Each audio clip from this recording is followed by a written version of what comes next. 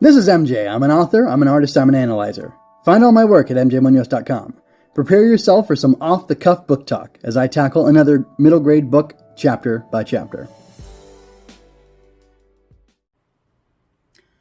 So, Secret Garden, Chapter 9. Yes, the strangest house anyone ever lived in. It was a good chapter. It was a lot of fun. It got me excited for Dickon. Dickon's coming next. Chapter 10 is Enter Dickon. That's not actually what it's called. However, I do want to point out that I like the fact that this chapter is named It's the Strangest House Anyone Ever Lived In. And the last line of dialogue that Mary has before she falls asleep is, It's the strangest house anyone ever lived in. I find that to be quite charming, quite lovely. I typically like a chapter either to have no name or to have a, into the wardrobe and what Mary or what Lucy found there, that kind of feel, that kind of vibe. That's a lot of fun. But these are fun too. Burnett is not disappointing with these chapter names, and I like when they're quotes about, I like when they're quotes from the chapter. That's a lot of fun. I don't, let me see, there is no one left. Ooh, I didn't look in that. That must have been the last chapter. Or that's from the first chapter. I'm scanning to see it. Sorry.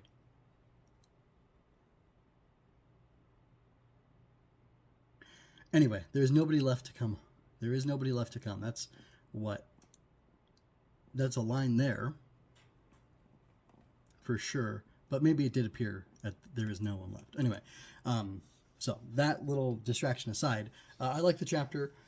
Mary last chapter ended with Mary entering the secret garden and being amazed by it. Her heart was beating fast. Her eyes were, as white as saucers, whatever it was. And then in this chapter, we get to see her in the secret garden. And we have a little more interaction with her and the robin. And she starts going around. And she doesn't really know what she's doing because she's never gardened before, but she's seen Ben Weatherstaff do it. So she's kind of doing what she can, what she's learned from him. She's doing her best. That's what she's doing. And she goes around. She spends hours in there. She tries jumping rope, but then she just goes around and looks at all the different things. And there's these beautiful roses that have become overgrown. The rose bushes look like little trees. The roses are all climbing into each other, making bridges across stuff. And it's magical. It's beautiful. It's dead. And she hopes that it's not entirely dead. And she learns that it's not entirely dead. And it's interesting because now I want to shift to talking about the symbolism. When we met Mary, she was dead inside. But she has come to life through her exposure to Misselthwaite, to the moor, to Martha, to people who care enough to put in the effort to give her some attention. I believe it's a Chinese proverb that the greatest fertilizer is the gardener's shadow, or the farmer's shadow.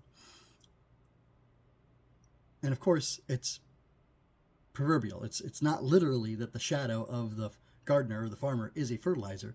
It's the time, the attention, the care that they spend over their garden or their farm, casting their shadow upon it by their presence, will benefit. So if you have a garden that's lying fallow versus a garden that's lying, not fallow, it's being attended to, which one do you think is going to flourish more? Let's leave aside permaculture and talking about food forests, which are wonderful things, and I'm a permaculture advocate, but let's leave that aside and just say simply the one that you pay the most attention to. Even in permaculture, you have zone 1, which is where you want things to be that you spend the most time with and that you spend the most attention on, or give the most attention and work on, and also that you have closest to your house. You put it right next to your back door so that you check out the herb spiral, you check out you get the eggs from the chickens, you remember to clean their coop, whatever it is. Similarly, that Chinese proverb, talks about that. So I'm saying while I said cast aside permaculture, it really does embrace that idea as well. And it just focuses on figuring out the best way to do that and to mimic, natural systems in order to do that. But you don't want to hear about permaculture or gardening from me. You want to hear about this book, right? So let's get into it. Mary is the secret garden. The secret garden is Mary. There is life in the secret garden still. It is gray. It is tangled. It is overgrown, untended. There are weeds. And Mary ends up spending a lot of time there looking at the potential beauty and aching and longing for the beauty of the garden to be revealed, which will only happen in its due season. But it can be aided in blooming in its due season by her effort of weeding and cleaning things up and whatnot, which is what she does. She spends a long time weeding. And then she gets the notion to her head that she can plant seeds in there and grow her own garden, or have her own section of the garden. She can have her own patch of garden in the secret garden, so she can watch it flourish and grow, and she also can do things on her own and put her own efforts into it and put kind of her own stamp on it, you could say. I don't think she's going for like legacy or domination or dominion or whatever. She just wants to be able to have an impact because she loves the beauty of these things growing and having life and being able to nurture that. And she doesn't really have anybody. Yes, she does spend time with Martha, but between Martha and Mrs. Medlock, there's not a lot of opportunity for her to have interaction because they're both busy doing things in the house as they should be. And there's no governess for her yet. There's no other children there that she knows of. And she's basically left to her own devices, and she's enjoying the garden. Martha's ministrations, Martha's tending to Mary, has revivified her and brought new life into her, brought beauty into her, whereas before she was a sallow, sickly, indigent, mean person. Now she's hale and healthy, she's kind, she's loving, she reaches out to other people, she is being proactive, she wants to do things, she's not just existing, she's living, she's thriving, she's being something, she's doing something. And that's not to say that, you and your ordinary life are bad. I'm saying she's living an ordinary life now, whereas before she was totally apathetic and totally disconnected from anything. It just was like a sponge, just wanted to take and be basically like a big baby. And now she's not being that way. She's trying to engage in the world in a really positive way, and it's really beautiful. So just like there's life yet hidden in the secret garden, there is life yet hidden in Mary. And there's also this like great idea, these bulbs. She finds these bulbs in there. They look kind of like eyes, and she puts them back in the ground, and she's digging things around with a stick. I think she was just like pushing the earth, and which is a totally valid thing to do. But she asks Martha about them, and she says, "Oh, they're bulbs for tulips or snowdrops and whatever. I don't know all the different flowers, but they're bulb. Those wouldn't be perennial. They would be. I can't remember. Anyway, they're bulbed flowers, basically, and they take care of themselves. And it was interesting. Martha mentions that they're the ones that the poor people can afford because they do take care of themselves. They're so resilient. They come back up, and they don't have time to, go get a new thing and then put it in the hothouse and then put it, planted and whatever and hope it takes. Like, they just don't have the time. They don't have the energy on that, to spend on that, rather. And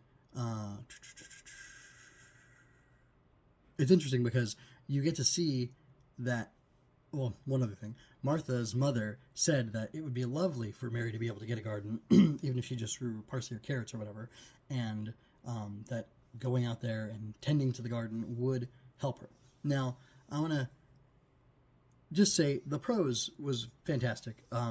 It really conveyed all this really well, and it really impressed me, and it was just enjoyable. It was a delight to listen to read, whatever, to listen to. And I thoroughly enjoyed it, and I love this like simple, earthy, girly, childish book. Period. That's it. I love it. It's so much fun. It's so good. It's so enjoyable, and it's interesting because it's so humble and, like I said, earthy and like it's not about the garden. It's about the people. But the garden's like a metaphor, sort of, especially with it being sealed up after Mrs. Craven's death and all those different things. You can see like the metaphor, and it's beautiful and meaningful, and seeing the character growth within Mary, is really interesting. Yeah, Martha being this like, this different kind of person from her and having such a different personality is so fun and interesting. This is going to come off weird, but trust me, it's true. And if you think about it, and if you live through the 90s, it'll make sense to you. It's like Martha's like the black friend in the 90s rom-coms. What does that mean? I'm thinking of A Walk to Remember. That's the one I know where he's got the black friend. I know there's like tons of examples of the black friend in a rom-com. You've got the straight man, so to speak, or the straight woman, the girl, whatever, who's in love with the other person, and the movie's sort of from their perspective, and they have the friend who they talk to, and the friend encourages them, gives them wisdom, provides some comedic bits for them, helps them when they're down, that kind of thing. And they encourage them to pursue the love, to whatever, right? They kind of push them out into the world and help them. It's almost really like a mentor figure, is what it is, like an Obi-Wan or a Gandalf or that kind of thing. I just gave your uncle a nudge out the door. You know, I was hardly involved. It's kind of like that, really, but for whatever reason, in rom-coms, romantic comedy movies, in the 90s, it manifested as this black friend, and, like, they were always funny, and they were always kind of cool, and, like I said, Watcher Remembers the one I remember most distinctly, but I know there've been, and he was a male, the guy and his friend, his male friend, and I know there's been examples of the lady and her, female friend as well. I just can't think of any at the moment. It's been a long time since I was, watching rom-coms regularly, especially the ones in the 90s. Oh, Clueless is one. Well, does she hang out with her?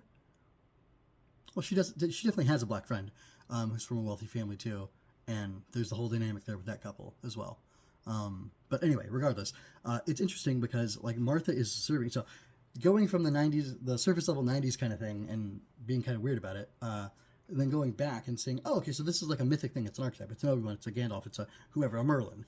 Like, in an interesting way, Martha really is like a Merlin type of figure to her, where she's like this guide and this, like, kind of otherworldly character to her. Like, they're from two different places. Like, they're from such distinct places that, at least from Mary's perspective, she's able to marvel at Martha and the world that she comes from, the things that she's able to do, and just how different things are for her. And it's all like a wonder to her, almost like, magic, right? But Martha is saying things to Mary that she needs to hear, things that she doesn't want to hear, but that she needs to hear and that are good for her to hear. And she's helping her to grow as a person. And her discovering the the garden, the nascent life, the sleeping life in the garden, and all that, and wishing and longing and hoping for the garden to come to life fully, is like a parallel to what Martha probably saw with her, and a parallel of her own internal journey, which I know I've stated that already before, but I just wanted to bring it back since I went on that kind of tangent. And I think it's really fascinating. I think it's really like this interesting, layered, beautiful style of storytelling, and it's, I don't know, it's surprising. It's surprising how good it is. I don't really mean that. Not that I was expecting this to be bad, but it's really surprising and delightful and refreshing how good this book is, and like how beautiful and how deep it is. Like it's shockingly deep, not because of the time, not because it was written by a woman, but just because I didn't know. Well, I guess because it is of the time. I didn't know literature was this good for this long, and I certainly didn't expect this book about a girl in a, just called The Secret Garden. Like, that's dumb. Like, why would you like that? But I remember liking the movie as a boy, as a little boy, watching it, 5 or 6 years old with my sister. And yeah, like there's a lot to love in this book. It's a very good book. It's a very enjoyable book. And I don't know what else to say about it for right now. I'm going to keep covering it chapter by chapter. I ask that you join me.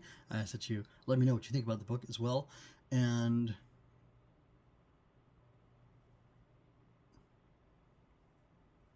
that's it. Keep reading, I guess. I hope you enjoyed that. Please remember to like, share, subscribe. I invite you to comment, ask questions, and share your thoughts with me. It's always more fun when you're part of the conversation. Until next time, keep reading, be well, and do good things. Visit mjmunoz.com for more of my work and help me build up the Fortress Fiction.